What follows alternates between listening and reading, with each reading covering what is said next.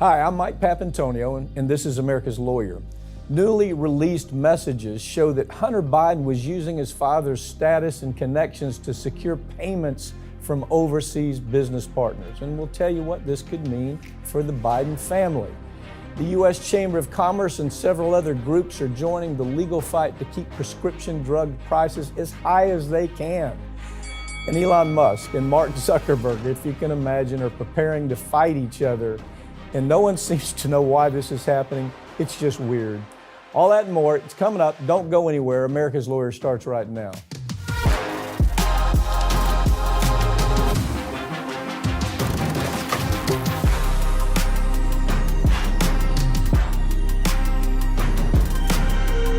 Communications between Hunter Biden and a business associate in China has raised a lot of questions about how he might have cashed in on his family name.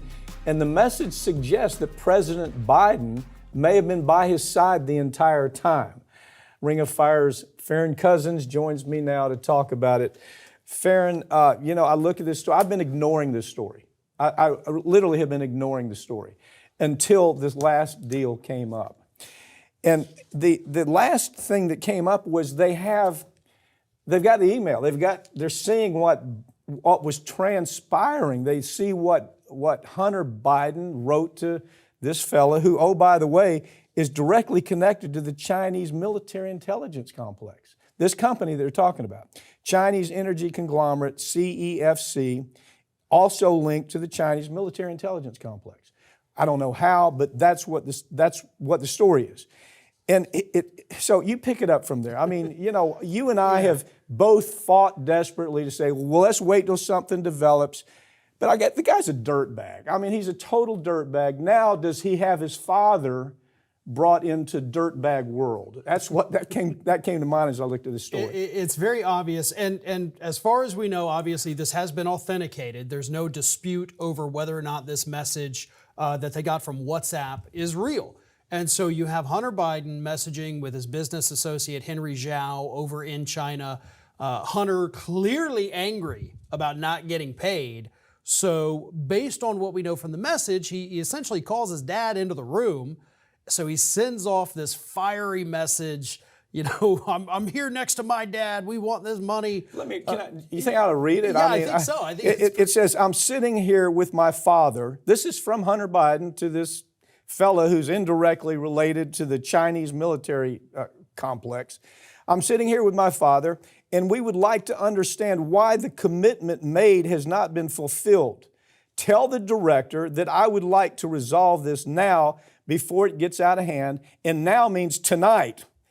And Z, he goes on, he says, and Z, if I get a call or text from anyone involved in this other than you, Zhang or the chairman, I will make certain that between the man sitting next to me and every person he knows and my ability to forever hold a grudge that you will regret not following my directions.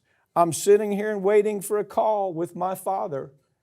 Now, this sounds like a mobster directive. It really sounds like a friggin' mobster. And you know what? I've already heard his lawyer has taken the position, oh, poor pitiful guy.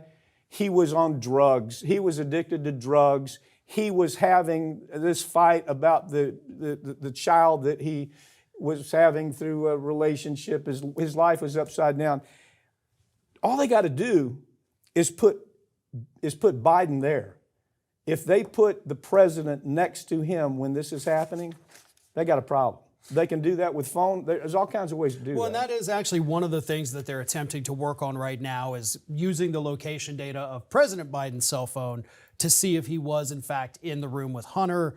As far as we know right now, that's not something that they have finalized yet. So, like you said, Hunter Biden may have been sitting there thinking, I got my father, I got Abraham Lincoln next to me, George Washington's here. We're all super pissed. Yeah. But he could be delusional. I mean, right. That's what his lawyer says. His lawyer says, no, he's delusional. Although 10 days after this directive went out, they got $10 million. Okay, $10 million was sent to this organization that they're tying the Biden family into. Now, did I get that right? Yes. So far, that is what has happened. It may have been because the first two payments in the first 2 days totaled $5.1 million. Yeah, that's right. But the thing is, one, this information was included in a Senate report from 2020. So before the 2020 election, I think it happened in May. So even the Republicans in the Senate, they've known this. They've had this message for 3 years now, and we're only just now hearing it. So that to me is weird. But the other thing too, and this is where more kind of weirdness comes in, this happened in 2017. So at the time, Biden is private citizen Joe Biden. He's not running for office. He's not holding an office. So 100% we've got this is unethical. This, to me, sounds kind of like extortion at this point. I got my dad next to me. We're going to hold grudges. But can it rise to the level of illegality? It's certainly bad for the campaign, 100%. Well, it looks really bad. I mean, look, didn't they prosecute Flynn for being a foreign agent that wasn't registered? Exactly. So the story is that he wasn't registered as a foreign agent, and if his dad wasn't registered, you can't have it both ways. Yeah. He was either in office as a VP, or if he's doing this, he still needs to be registered as a foreign agent. So the foreign agents issue is still a problem. It's almost checkmate. It's almost checkmate. You can't make the argument, well, it was in between him being in office and it was just really ugly influence peddling. No, there's something that is required. And when you're dealing with the Chinese company, CEFC Energy, that even the Pentagon knows is directly related to the Chinese military complex, you got to have a license to do that. You do. And see, that's where you can, and that's, I bring that up because that's not something that any of these, people out there attacking this story have talked about. If you look at what we've got here, it is difficult to say that no, this, or yes, it rises to the level of illegality. But you bring up the issue you did about the unregistered foreign agent, suddenly there you've got your legal problem. Because can you convict him for saying, my father's here, give me the money you owe me? You really probably can't.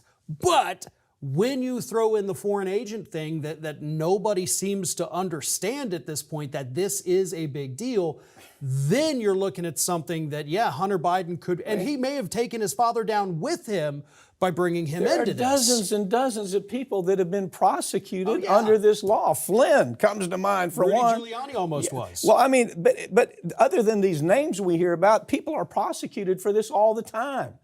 And so it's a real problem. So here's one thing I'm wondering.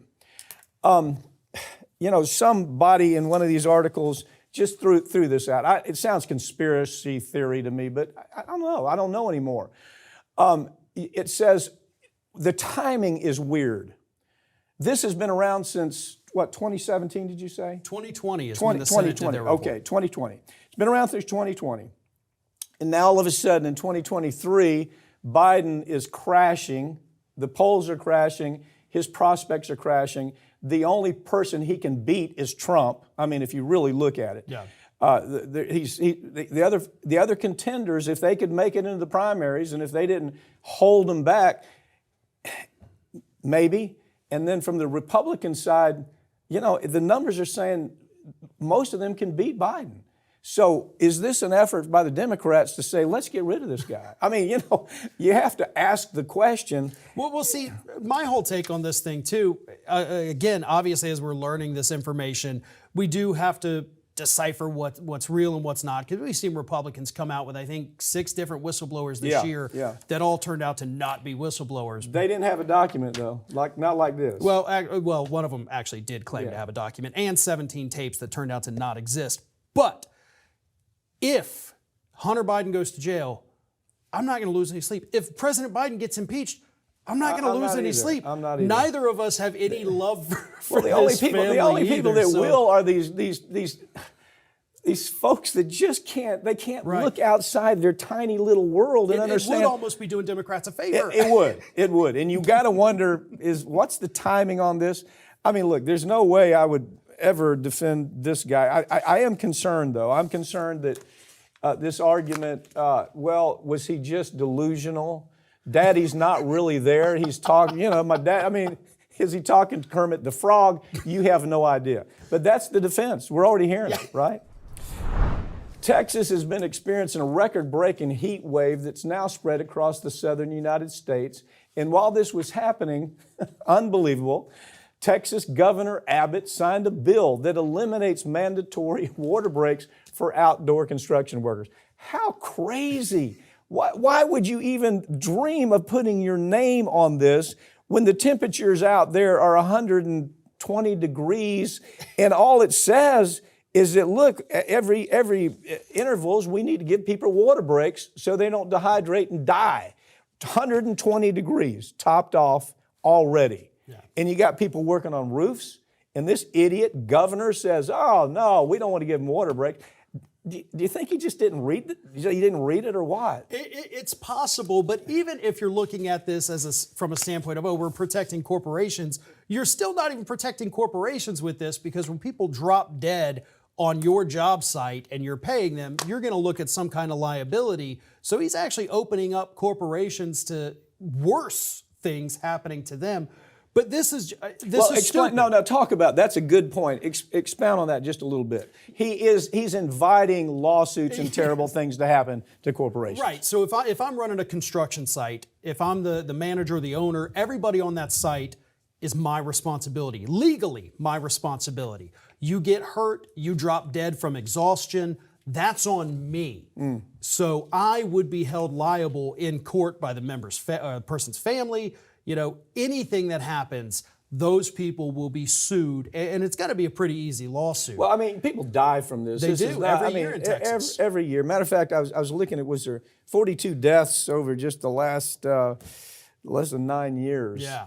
Because of heat already. And then since those 9 years, I think it's heated up another 3 degrees. Yeah. And so if you've got somebody working in construction, why would you say, no, you can't give them a water break every 20 minutes? When OSHA and everybody that studies it said, that's what you must do to avoid that worker becoming ill or dying. And it's almost a scientific formula. They've found, okay, if you work for 50 minutes in the sun, 10 minutes in the shade with water will cool your body down enough for another 50 minutes. It's not like it's tough science, is it? No, this is just, it's stupid and cruel, and I still, for the life of me, can't figure out the reasoning for it. Yeah. He hasn't given us anything, but this is... Chamber of Commerce. Yeah.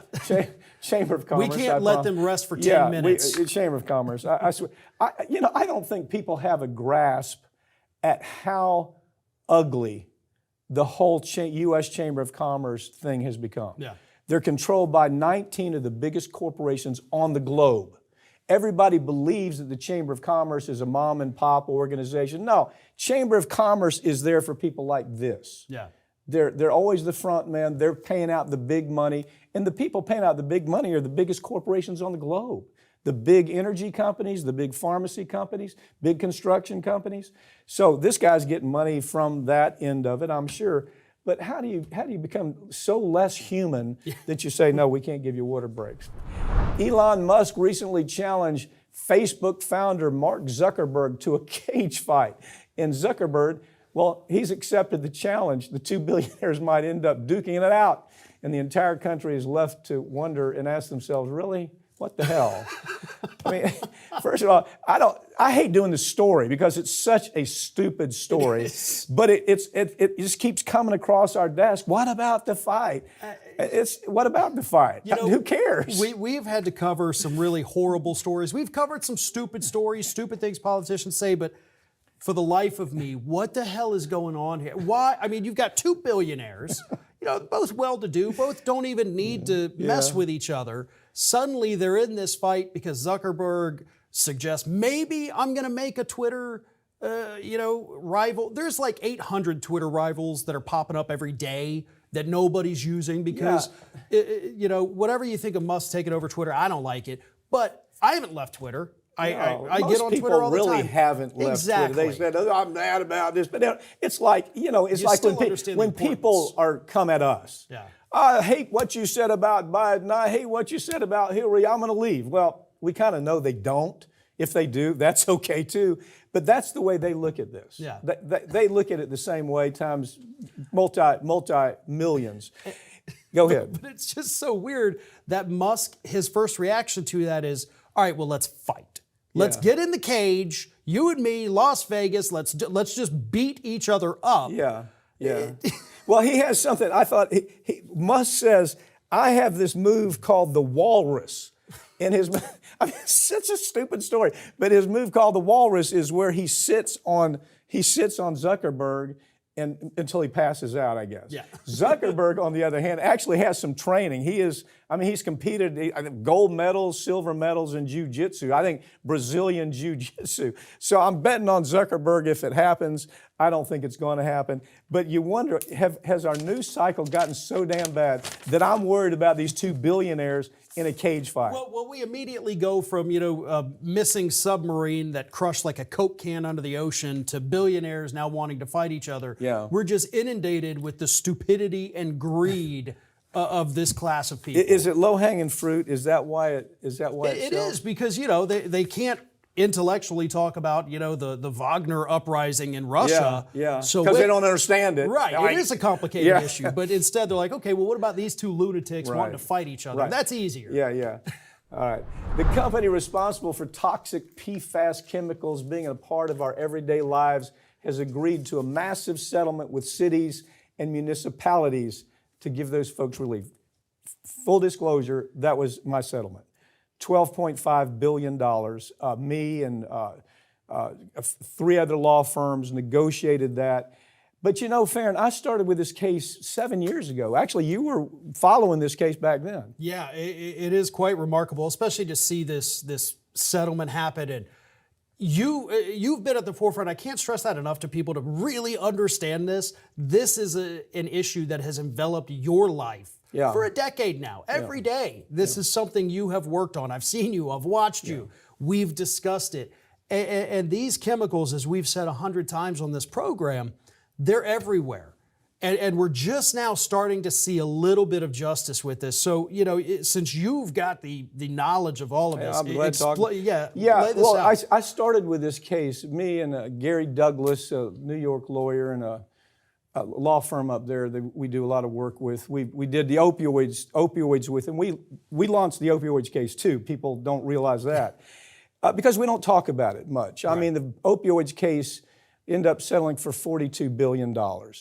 Now, first of all, everybody says, well, Pat, my God, you're making all this money. Well, we don't keep $42 billion, and I don't keep $12.5 billion that we settled the PFAS case with. But what we do is we're able to do what government failed to do, okay? We're able to do what media failed to do. The best part, to me, the most disgusting story of the whole PFAS, the $12.5 billion settlement that I just settled, is that the corporate media wouldn't tell the story, you see, because so much advertising dollars was going into MSNBC, CNN, CBS, ABC. They refused to tell the story. As a matter of fact, one time I was actually on the air getting ready to tell the story. It was with Ed Schultz. And the story was stopped. It was stopped. You can't tell this story. And so had we not worked at this for 6 years, 7 years, none of this would happen. We'd still have PFAS in the drinking water. We can clean it up a lot. It's in the environment for 1 million years. So the problem is this. If you have a river and you have PFAS that's moved into the river, even if you scrape the soil down to try to get rid of some of it, it still recharges itself. So because of that, there has to be really, really good filtering system at the drinking water source. So this allows the municipalities and some of these folks, and by the way, this is, the projection is that this could be as many as $30 billion worth of a problem, but we've made the first step. Yeah. I started with DuPont, and I guess 4 weeks ago, settled for $1.4 billion. And then 3M came in and they came to the table. They said, well, we got to fix it after a lot of years, us beating the hell out of them. And so anyway, we're making progress. And that's what corporations should do. A responsible corporation says, look, we got this problem. It's not going to go away. We made some bad mistakes. The people making these decisions for them now, They're not the people who made the decision to put this in the environment. See, that's a great point. I was actually just about to bring that up, because the people who did this, the people who actually said, yeah, go ahead, dump it out there, they've been gone from the company for decades, some of them. Many of them died years ago because these decisions were made, the 50s and the 60s. But the people there now are the ones who have to pay the price. And that's actually the CEO mentality across corporate America today. And the CEO of this company right now, he's very responsible. I mean, this guy, these folks that are running the show now, there's no way on earth that they would have made the decisions that were made 50 years ago. No, there's no way on earth they would have done that. But it's like a musical chairs. Now they're moving around and it's caught them. And so now they have to figure out how to get out of it. So a tribute, really a tribute to them for saying, good on you. You see that there's a way to do this. Let's get it done. We recently talked about a drug company, Merck, suing the federal government because they don't want to lower the cost of their drugs. That lawsuit's now expanded with groups like the U.S. Chamber of Commerce and Big Pharma in front of groups joining in to keep prices high for American consumers. This story makes you want to put your finger down your throat and look for a gag reflex. Pick it up, would you? We go from talking about actual CEOs that are doing the responsible thing, and now we're talking about CEOs that are just nothing but the epitome of greed, the worst of the worst that humankind has to offer, because what these companies are doing, we talked about Merck previously, U.S. Chamber joins in, of course, the front group, Pharma, is joined in. You've got these other groups masquerading as medical groups, but it's actually just pharma executives sitting on boards of the Gastroenterological Society. No, you're a pharma front group, and they've all filed briefs and lawsuits saying that the administration's plan to negotiate Medicare prices violates our freedom of speech. And our freedom of speech says we need to screw over American consumers. Yeah, we have the right to. If we want to say, if we want to price gouge, if we want to take a drug and raise it by 4,000%. You and I have both seen those cases. Yeah. 4,000%, then we ought to be able to do it because it's our First Amendment right to do it. It's also our Fifth Amendment right. I read their response. It is like a bunch of, I swear to God, high school sophomores wrote their response. And I love it because it's costing Merck and it's costing the U.S. Chamber of Commerce. Again, U.S. Chamber of Commerce is behind this. They don't want people that are elderly or people who are disabled to be in a position where they can actually afford the drug. Let me give you a caveat on this. There was an attempt, we did a story on this several weeks ago. There was an attempt to actually lower the age of Medicare, folks that are able to get Medicare. You know who defeated that?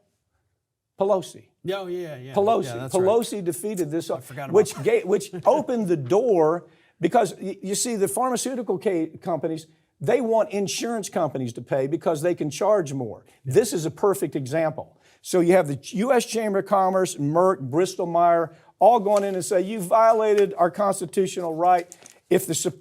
And they filed this in 3 separate courts because they want a difference in opinion to take it to the Supreme Court. It's like a high school sophomore idiot wrote their response. Well, it's indefensible. It's really funny because you brought up the fact that they're using the Fifth Amendment argument. When Merck originally filed it, the Fifth Amendment wasn't there. They only tried to argue the First Amendment. We sat here talking about how stupid it was. Right. So now the other groups say, okay, well, what if we also say Fifth Amendment? Let's try this.